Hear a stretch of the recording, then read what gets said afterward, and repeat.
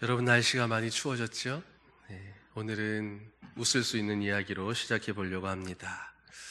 어느 날 저녁에 어떤 청년이 어느 집 앞에서 기다리고 기웃거리고 있었습니다. 마침 그 집 아저씨가 퇴근을 하고 돌아오는 길이었는데 자기 집 앞에 낯선 사람이 서성거리고 있으니 수상해서 물어보았답니다. 남의 집 앞에서 뭐 하는 겁니까? 그러자 순순히 청년이 대답합니다. 죄송합니다. 저는 상아 씨를 만나러 왔습니다. 그랬더니 상아? 그랬더니 청년이 대답합니다. 아버님 허락해 주십시오. 저는 상아 씨를 정말로 행복하게 해줄 자신이 있습니다. 왜 내가 자네 아버님인가? 저를 허락해 주실 때까지 여기서 한 발짝도 움직이지 않겠습니다. 그러더니 집 앞에서 무릎까지 꿇는 것입니다. 그래서 당황해서 이 사람 뭐 하는 건가? 왜 남의 집 앞에서 이러고 있나? 제 의지가 어떤지 보여드리려면 결국 이렇게 해야 될 것 같아서 그렇습니다. 아버님께서도 제가 어떤 결심인지를 아시면 인정하시게 될 겁니다. 그럼 마음대로 해보게. 그리고 아저씨가 집으로 들어갑니다. 그리고 들어가서 아내에게 이렇게 이야기합니다. 여보, 옆집 딸내미 이름이 상아였던가? 여러분, 아무리 열정이 있어도 타이밍을 잘못 맞추면 이렇게 우스갯거리로 전락해 버릴 뿐입니다. 이 청년이 어떻게 되었겠습니까? 나중에 온 그 옆집 아저씨를 만나서 똑같이 이렇게 해서 잘 들어갔다라고 합니다.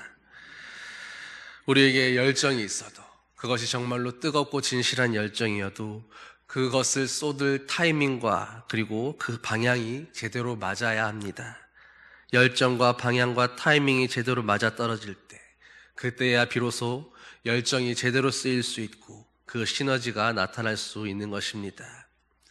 그런데 사람들은 보통 무언가를 조금 알기 시작했을 때, 조금 눈에 들어오기 시작할 때, 그때 그 자신의 뜨거운 열정만으로 무턱대고 덤벼들어서 실수하기가 정말로 쉽습니다.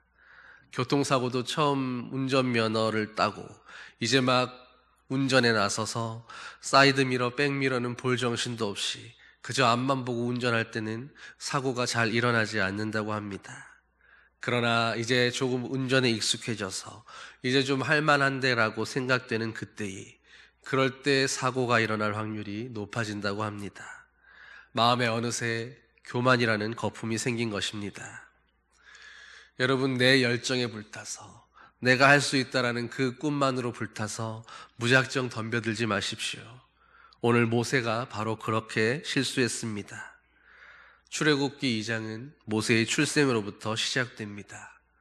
모세는 태어나자마자 그 부모가 보기에도 너무나 준수하고 잘생긴 아기였습니다.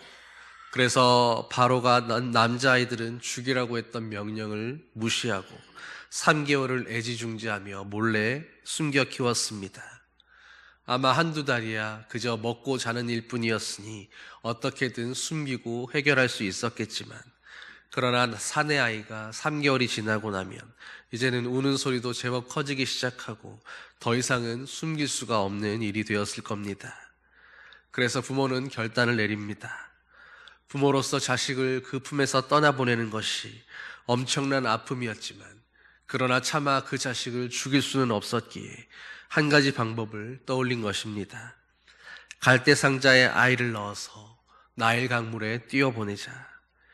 물론 그것도 그리 좋은 방법이었던 것은 아니지만, 그러나 어떤 위험이 있을지라도, 혹 불행하게 그 아이가 악어의 밥이 된다거나, 혹 그 갈대상자에서 젖이 부족해서 굶어 죽는 일이 있을 수 있다 할지라도, 단 1%의 가능성이라도 혹 누군가 선한 애굽 사람에게 발견되어서 그 사람이 건져낼 수도 있는 일이었기 때문입니다.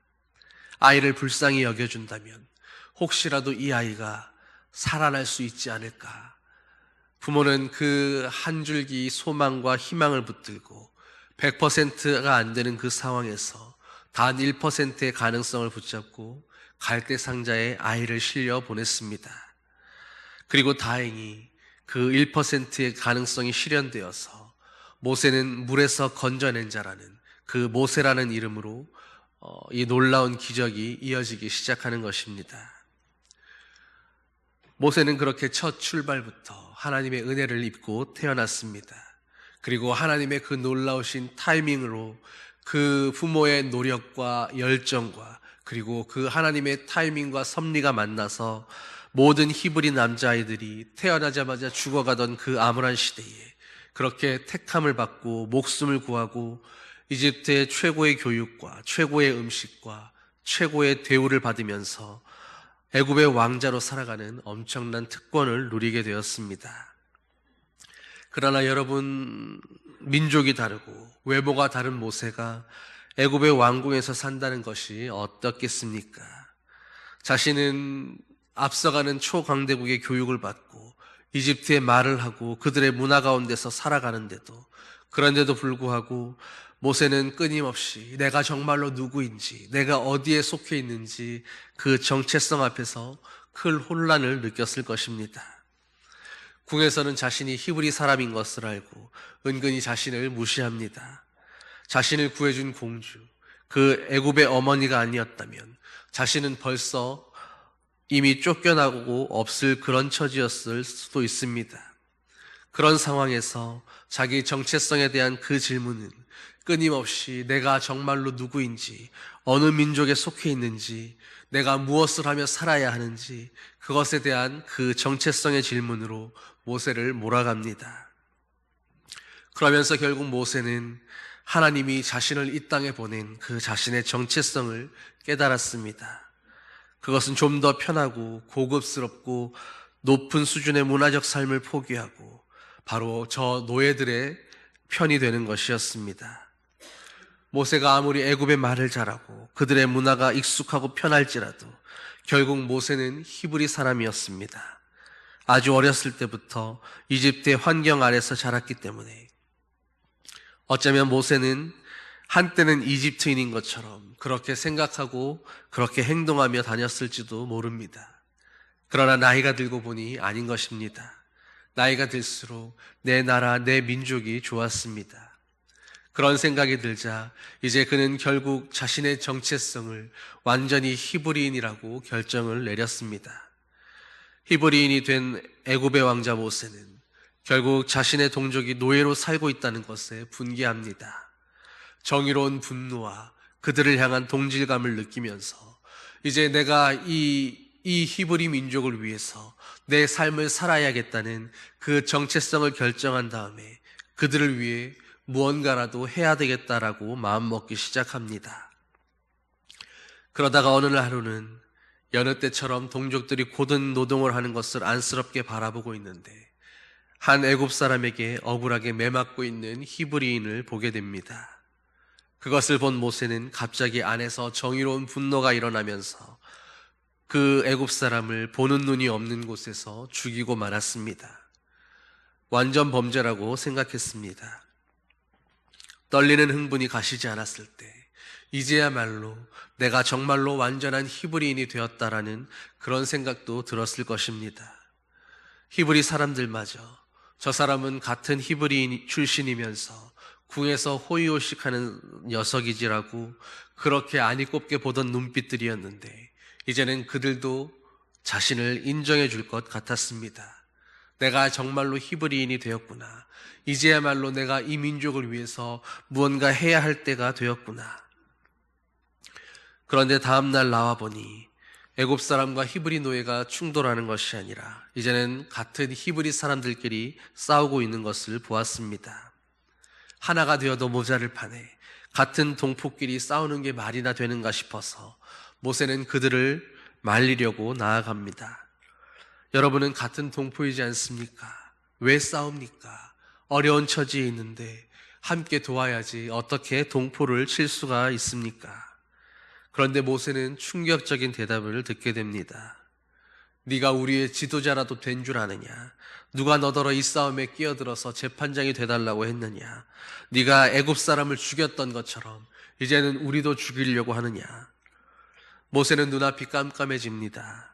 이제야말로 애굽 사람을 죽임으로 내가 히브리 사람 가운데 속해지고 그들과 함께 무언가 시작해 나갈 수 있는 바로 그때가 시작되는 줄 알았는데 정작 그들은 자신을 여전히 인정하지 않고 있는다라는 생각과 또 어떻게 비밀리에 죽였던 그 완전 범죄가 이제 다 까발려져서 내가 죽게 되었다라는 그 두려움과 공포가 몰려옵니다. 모세는 급한 마음에 도망칩니다. 아주 멀리 도망쳤습니다.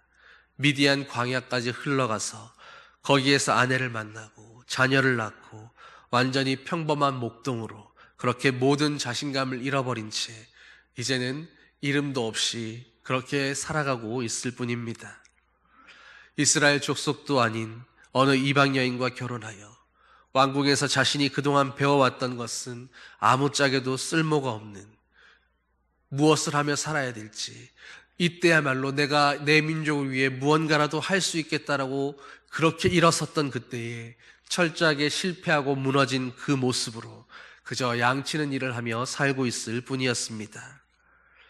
모세는 자신이 가진 능력과 기술로 지혜와 모든 힘을 동원해서 자기 동족 히브리인들을 섬겨보려고 했습니다. 이때가 바로 이 일을 위해서 내가 연습하고 준비한 시간이었구나라고 그렇게 생각했습니다. 의도는 너무 좋은 것입니다. 좋은 기획이었습니다. 그러나 그것은 자신의 열정뿐이었습니다. 좋은 의도만으로 자신의 생각대로 그렇게 일어났다고 사람들이 함께 동조하고 움직여주지 않았습니다. 다들 자기 삶의 문제에 급급해 있을 뿐이었습니다. 모세가 고민했던 것처럼 우리가 어느 민족에 속한 사람들인가? 우리가 어떻게 살아야 할 것인가? 그와 같은 고민은 히브리 백성들에게는 사치였습니다. 그들은 지금 당장의 힘겨운 현실을 살아내는 데 급급했고 이국 땅에서의 그 고된 노동과 스트레스를 벗어나야 했고 오늘 나에게 주어진 일들을 수행해야 했으며 정해진 몫을 다해서 그날 자기와 자기의 가족들과 자녀들이 먹을 그 밥그릇을 확보해야 했습니다. 모세는 누구에게도 환영받지 못하고 그렇게 미디안으로 도망쳐서 살아가는 동안 이제는 자신의 능력과 자신감과 할 수 있다고 생각했던 모든 의지와 사회를 개혁하려던 마음들, 수많은 계획과 노력들이 다 사그라져 바래지는 것을 보아야 했습니다.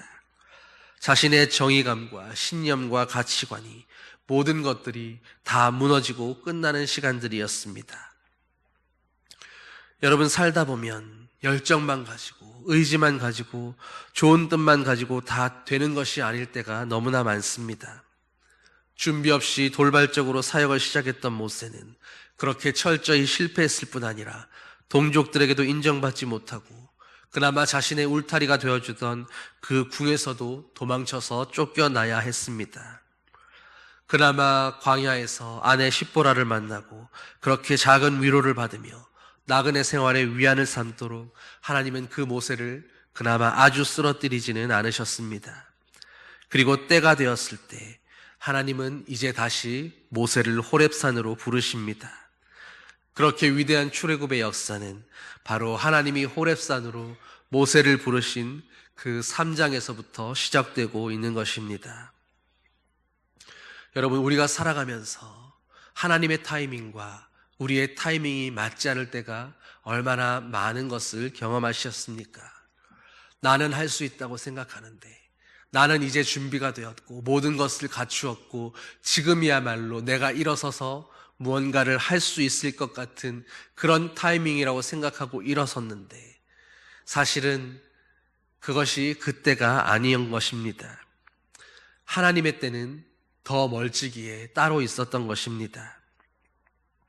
오늘 주님이 부르시는 그 타이밍에, 주님이 부르시는 그때에 바로 이 자리가 우리의 삶이 주님으로 더불어서 다시 시작되는 우리의 호렙산이 되기를 소망합니다. 모세에게 있어서 미디안의 광야 생활은 내가 할 수 있었고 내가 해야 마땅하다고 생각했던 그 자신감에 차 있던 시간들이 무너지는 시간이었습니다. 광야에서 내 계획, 내 생각의 그 거품들이 다 빠져나가는 그런 시간들이었던 것입니다. 모세에게 미디안에서의 생활은 이제 자신의 인생의 황금기는 지나가고 이제 노년에 힘이 빠지고 기력이 쇠해서 이대로 그냥 이름 없이 살다 가야 할 실패한 인생의 모습이 아니라 자신의 계획과 능력과 자기의 모든 신념과 자기 안에 들어있던 모든 헛된 거품들이 다 빠져나가고 바로 하나님의 때를 위해서 준비되는 시간이었습니다. 하나님은 모세에게 광야에서의 시간을 통해서 철저하게 모든 고상한 삶을 내려놓고 철저하게 내가라고 하는, 내가 할 수 있다고 하는 나 중심의 사고방식을 내려놓게 만드신 시간이었습니다. 자신의 힘으로 모세가 무언가를 해보려고 할 때마다 모세는 철저하게 실패했습니다. 그러나 자신의 힘이 빠지고 자기 안에 있던 거품이 빠져나갔고 정말로 낮은 자리에 낮은 모습으로 자리 잡게 되었을 때 하나님은 왕의 호를 잡았던 모세가 아니라 내 힘으로 모든 것을 할 수 있다고 생각했던 그 모세가 아니라 이제는 나는 아무것도 할 수 없다고 철저하게 바닥에 내려앉아 있는 그 미디안 광야에 촌티나는 그 목동 모세를 부르신 것입니다. 여러분, 하나님께서 쓰시는 사람은 왕의 호를 잡은 사람이 아니었습니다. 하나님께서 우리의 인생을 부르시는 타이밍은 우리가 왕의 호를 잡고 내가 무엇이든 할 수 있겠다고, 내가 하나님의 나라를 위해서든 이 민족을 위해서든 혹은 교회를 위해서든 내 힘과 내 능력과 내 권위와 내 영향력으로 내가 무언가를 할 수 있겠다고 그렇게 나의 영광의 호를 잡은 사람이 아니라 하나님 앞에서 나는 아무것도 할 수 없다고, 나는 아무 힘이 없다고, 나는 아무 지혜도 없고 내가 무언가를 가진 줄 알았었는데 나는 아무것도 가진 게 없는 그런 사람이었습니다라고 자신을 완전히 낮추는 사람, 왕의 홀이 아니라 하나님 앞에 여기저기 상처나고 볼품없는 그 목동의 막대기를 든 바로 그 사람, 그 자리에서 하나님은 사람을 부르시는 것입니다. 하나님은 호렙산에서 모세를 부르실 때까지 모세 안에 있던 그 모든 거품들이 빠져나가기를 기다리고 계셨습니다. 모세가 그 전에 자신이 어떤 사람이었는지 그런 생각조차도 잊어버릴 만큼 하나님은 묵묵히 오랫동안 기다리셨습니다. 그리고 그렇게 모세의 힘이 다 빠지기를 기다리셔서 드디어 80이 된 그 모세를 부르시고 사용하셨습니다. 힘이 빠진 모세는 이제는 자신의 것으로 일하지 않고 내가 하겠다라고 말하지 않고 철저하게 하나님이 주시는 것으로만, 하나님이 주시는 능력으로만 일하기 시작합니다. 오늘 말씀처럼 하나님이 그들의 그 기도를 들으시고 그들의 탄식을 들으시고 하나님의 일을 기억하시고 그 언약을 기억하셔서 하나님이 하나님의 삶 호렙으로 모세를 부르셨다라는 그 말씀처럼 이제는 모세가 하고 모세가 나아가고 모세가 일어서는 것이 아니라 바로 하나님이 붙드신 그 모세를 통하여 하나님이 일하기 시작하신 것입니다. 여러분, 우리 삶 가운데에 우리가 희망이라는 것조차도 기대할 수 없을 때에 그 희망이라는 이름조차도 잊어버릴 그 즈음에, 아니 오히려 이제는 수없이 실패하고 무너지고 넘어지는 일이 익숙해져서 이제는 오히려 절망을 하는 그 이름을 두려워하고 있는 그 순간에 하나님은 바로 지금 이 순간이라고, 바로 지금이 그 타이밍이라고 우리를 부르실 때가 있습니다. 내가 할 수 있다고 할 때는 하나님이 보이지도 않으시다가 너무 힘이 들고 지치고 외롭고 막막해진 그 순간에 정말로 내가 할 수 있는 것은 아무것도 없다는 것을 깨닫고 모든 것을 주님께 맡길 수밖에 없는 바로 그 순간에 하나님은 우리가 하나님 앞에 완전히 엎드러져서 세상의 모든 가능성과 기회를 붙잡았던 그 두 손을 이제는 항복하며 활짝 펴 보일 때에 우리 손에 더 이상 세상의 그 어떤 것이라도 붙잡을 수 있는 그 마음조차도 없어졌을 때 바로 그때 주님은 지금이 바로 그때라며 우리에게 성공의 홀이 아니라 세상의 부귀와 성공이 아니라 하나님 나라의 권세와 능력을 비로소 우리의 빈손 가운데에 쥐어주시는 것입니다. 여러분은 지금 인생의 어느 시기를 보내고 있으십니까? 내가 할 수 있다고 열정과 자신감으로 가득 차 있어서 내가 지금껏 하나님 나라를 위하여 일할 이 순간을 준비하면서 내가 배우고 익혀왔던 지식과 재능과 능력으로 무엇이든지 할 수 있다고 믿고 있는 그런 때를 살고 계십니까? 무엇이든지 내가 할 수 있다고, 내가 나가야 한다고, 내가 일어나야 한다고 그렇게 도전하며 덤벼들고 있으십니까? 아니면 지금도 이제는 내가 할 수 있는 게 아니구나, 인생의 의미를 깨달으면서 하나님 앞에서 거품이 빠져나가고 있는 그런 시간을 살고 계십니까? 여러분, 거품이 가라앉는 시간, 내 안에서 그 모든 거품이 빠져나가는 시간, 그래서 본래의 내 모습이 어떤 사람인지, 내 용량이, 내 바닥이 어디까지인지가 드러나고 발가벗겨진 내 모습이 주님 앞에 온전히 보여지게 되는 바로 그 순간이 하나님이 진심으로 우리를 만나시는 순간이며 내가 하나님 안에서 진정한 내 자신의 정체성을 발견하는 시간입니다. 나를 포장하고 있던 내 안의 거품들이 빠져나가게 되기를 소망합니다. 다른 사람에게 잘 보이기 위해서, 누군가에게 인정받기 위해서, 혹은 사람들과의 관계 때문에, 혹은 사랑하는 마음도 없이 그저 내 자신의 신념을 위해서 그렇게 애써왔던 그 모든 삶의 허망한 거품들이 빠져나가고 내 안이 가득 찬 줄로만 알았는데 이제는 모든 것이 준비되고 채워져서 지금이 바로 주님을 위하여 일해야 할 그때인 줄로 알았었는데 그 모든 거품들이 날아가 버리고 이제는 거품조차 빠지고 난 그 빈자리를 비로소 주님이 가득 채워주실 것을 그렇게 우리는 믿어야 할 줄 믿습니다. 모세가 정말로 구해야 됐던 것은 열심히 공부하고 준비하고 애굽의 모든 학문과 지식으로 무장해서 이제는 내 민족을 위해서 내가 일어날 때가 되었다라고 그렇게 생각하는 것이 아니라 바로 이 민족을 위해서 하나님이 일하실 그때가 언제인지, 주님이 어느 때에 하나님의 사람들을 부르시는지, 주님이 부르시는 그때에 주님이 부르시는 사람이 누가 되어야 하는지 바로 그 하나님, 그 하나님의 때를 구하고 그 하나님의 타이밍을 구해야 했습니다. 우리가 약할 때가, 내가 할 수 없다고 진심으로 고백하며 주님만을 바라보는 그때가 바로 주님이 우리의 강함 되시는 하나님의 때요, 하나님의 타이밍입니다. 내가 할 수 있다고, 내가 센 척하면 할수록 주님은 하나님의 강하심을, 주님의 전능하심을 더더욱 꼭꼭 숨기십니다.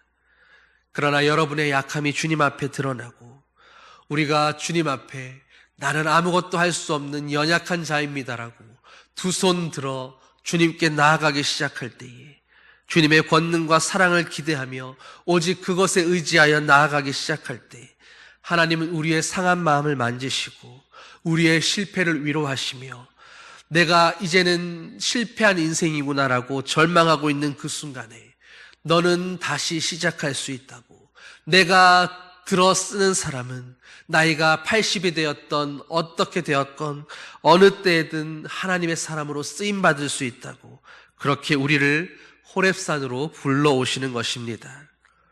우리가 가지고 있던 실패하고 상처난 다 해져버린 삶의 지팡이를 그것을 디디고 하나님의 산으로 오르게 하시는 것입니다.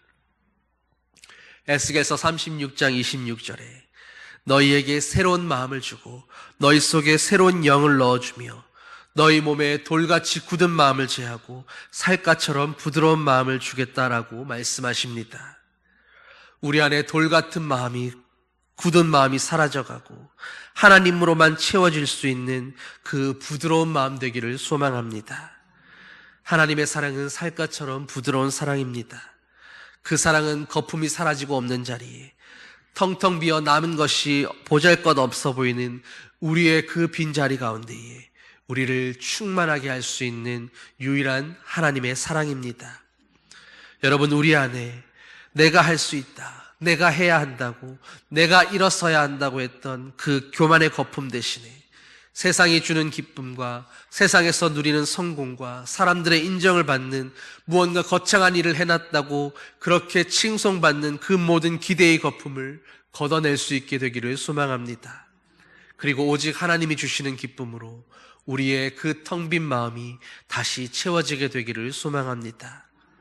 내 계획, 내 목표, 내 비전으로 내 그릇을 채우고 있던 것을 이제는 다 비워내고 하나님이 주시는 비전으로 다시금 충만하게 되기를 소망합니다. 거품을 비워내기 위해서, 그 거품이 다 빠져나가기 위해서 우리는 주님 앞에서 조금 더 기다려야 합니다. 또 참아낼 수도 있어야 합니다.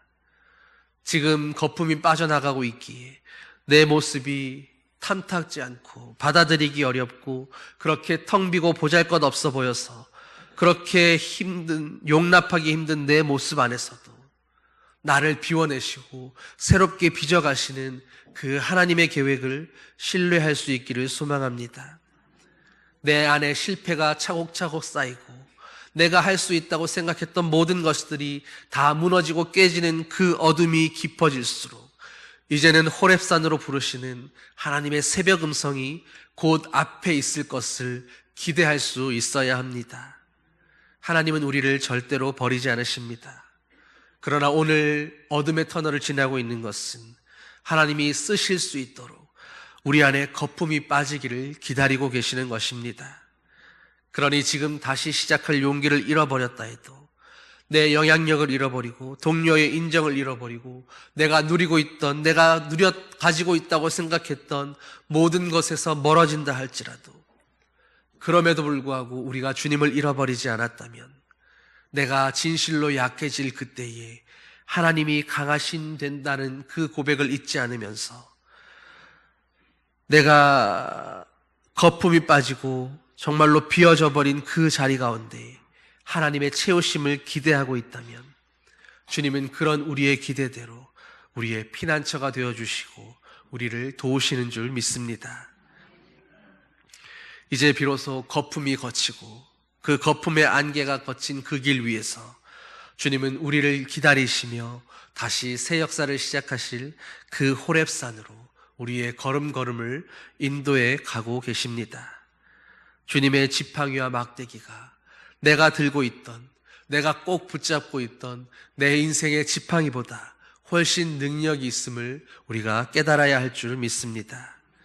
우리 모두의 인생 끝날까지 이제는 내가 쥐고 있던 내 지팡이, 내 힘이 아니라 주님의 지팡이가 토닥토닥 우리의 걸음을 인도해 가시는 그 행복한 소리가 날마다 우리 모두의 삶 가운데 계속해서 들려지게 되기를 예수님의 이름으로 간절히 축원합니다.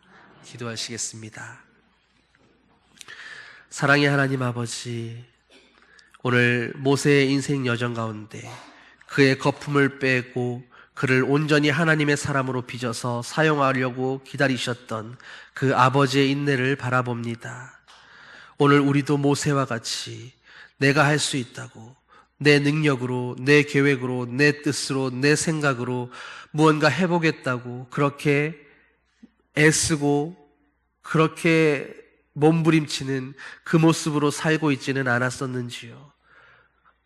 모세의 거품을 다 빼시기까지 80년이나 그를 기다리셨던 하나님께서 오늘 우리도 그렇게 기다리고 계심을 바라보면서 오늘 이 순간에 내 힘으로 해보겠다가 아니라 하루빨리 주님 앞에 두 손 들고 나와서 오직 주님이 일하십니다. 나를 사용하여 주시옵소서. 나를 온전히 비워내시고 주님으로만 가득 채워지게 하여 주시옵소서. 그래서 나의 일이 아니라, 나의 비전이 아니라 오늘도 여전히 우리 모두를 통하여 하나님의 계획이 이루어지고 주님의 뜻이 성취되는 아버지의 비전이 이루어지게 하여 주시옵소서. 그것을 우리의 기도 제목으로 삼는 아버지의 거룩한 자녀들 되게 하여 주시옵소서. 감사드리며 예수님 이름으로 기도드립니다. 아멘.